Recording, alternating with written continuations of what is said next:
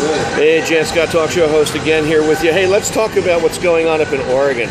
Right now, you have two ranchers who have gone back to prison, and nobody seems to know why, for arson.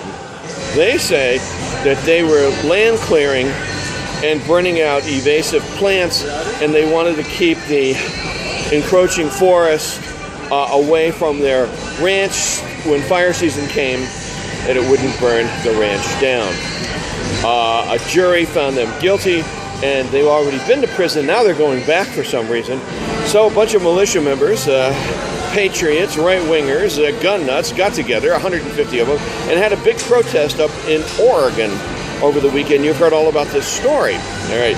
So now, to me, this is a clear-cut issue of land use, federal government overstepping its bounds, maybe these men being set up, and finally, these other ranchers and farmers and working men around the USA got together and said, enough of this, and they showed up in Oregon, and they took over a refuge. They took over a Forest Service refuge, and they're in there armed, and they're not coming out until the government changes the laws. What do you think of this?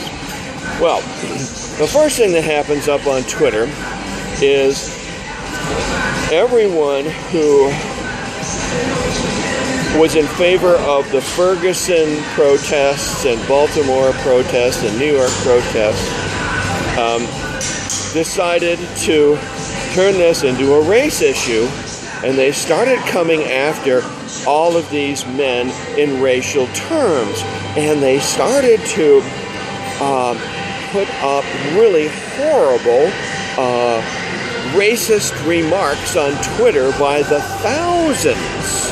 Now, I am not going to participate in this race baiting because I don't think color has anything to do with this issue. This is a land issue. It's men standing up for their rights. Now, the people in Ferguson, they stood up for their rights. They protested police brutality. Okay, the people in Oregon are standing up for their rights. They are protesting, government overreach. All right. Now, these men are ranchers, they're farmers, they're working people, they own homes, they have jobs, and they showed up with guns. Now, the Second Amendment provides your right to show up with guns. It just does. So I'm not sure why the people in Ferguson, in Baltimore, why they have decided to attack these men, the occupied Oregon men, why they have decided to attack them based on race.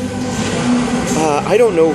What color is everybody? What color are the men up there in Oregon? What color are the people in Ferguson? So, does the color of your skin have anything to do with any of this? No.